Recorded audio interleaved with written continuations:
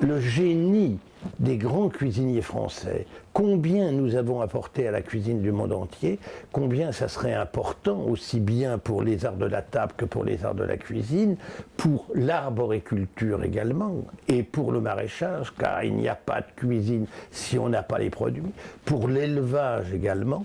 Je pense que pour l'ensemble de tout ce qui concourt aux résultats gastronomiques, je pense que Versailles est pour moi l'endroit idéal et l'idéal pour installer cette maison. Mais c'est aussi, et on le sait trop peu, un potager d'exception créé par Jean-Baptiste de la Quintinie. Jean-Baptiste de la Quintinie est plus qu'un jardinier, c'est tout simplement un créateur de génie capable de produire 12 mois sur 12 des asperges, capable de produire des fraises d'un goût absolument inégalé. Et puis surtout, Jean-Baptiste de la Quintinie est le créateur de ce que l'on appelle le primeur, à savoir le légume produit hors saison.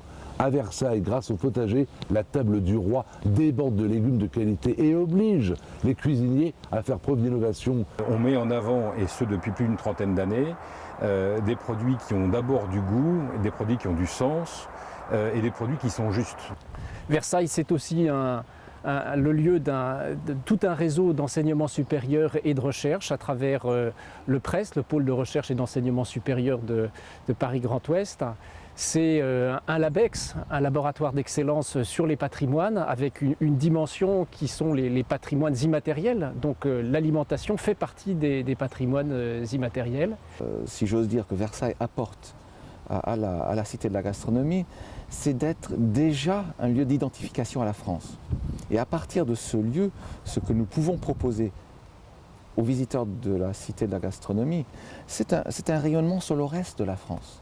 C'est-à-dire, ils viennent ici, si j'ose dire de toute manière, et une fois qu'ils sont ici au Potager du Roi, on peut leur présenter d'autres lieux qui sont similaires, d'autres lieux qui portent les mêmes traditions. Alors, bienvenue sur le marché de Versailles, le plus beau marché de l'ouest parisien. Mais dans chaque quartier de Versailles, vous avez un marché alimentaire chaque jour. Vous avez dans tous les quartiers un marché alimentaire. Versailles est mondialement connu par les touristes. Il apporte beaucoup et tous les touristes du monde entier sont les bienvenus à Versailles pour déguster nos produits. On est aussi sur un site qui permet de montrer la commercialisation. Il y a le marché de Versailles et là, ce n'est pas seulement les produits locaux, mais les produits qui viennent de toute la France. Donc ça permet finalement de montrer qu'avec cette diversité de produits, cette qualité de produits, on peut atteindre la variété qui est le seul critère pour moi en tant que nutritionniste pour atteindre l'équilibre alimentaire. Versailles a de bons atouts pour représenter ce projet national, ce mélange des régions au sein d'une même ville, d'abord par son emplacement. Versailles est une ville proche de Paris, est une ville qui a encore la taille d'un village tout en étant une ville compétitive avec les avantages d'être vraiment proche de sa grande sœur parisienne. Je suis alsacien, si les Provençaux veulent une cité gastronomique en Provence, c'est sûr qu'ils vont me faire de la gastronomie provençale et ça j'en veux pas entendre parler. Il n'y a pas de région qui soit représentative de la gastronomie. Donc je suis désolé de dire que ça doit être du côté de Paris que ça doit se trouver. Et surtout dans un endroit accessible où les étrangers viennent, où les Français eux-mêmes vont aller, enfin voilà. Et il est important néanmoins que dans ces projets-là, la localisation géographique puisse permettre à ces projets de se développer et soient rentables économiquement. Et Versailles nous paraît pertinent parce que c'est une grande plaque tournante, c'est un endroit qui est très accessible et qui draine énormément de monde, tant sur le plan des touristes, mais également un acteur économique important. Versailles, prestigieux, une image international, beaucoup de visiteurs, plus de 10 millions de visiteurs par an sur le site. Donc une possibilité de présenter une très belle vitrine de la cuisine et de la gastronomie française, de parler des producteurs, des régions, du terroir, le valoriser. Et donc pour Cuisine Radio, c'est un moyen de relayer tous ces événements au quotidien et de parler aussi et de transmettre le message de la Cité de la gastronomie qui pour Cuisine Radio est important au niveau international et au niveau français.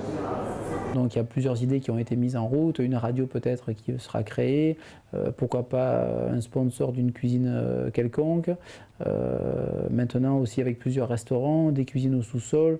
Enfin, je pense que le projet est déjà bien amené par rapport à ce qu'on veut y faire.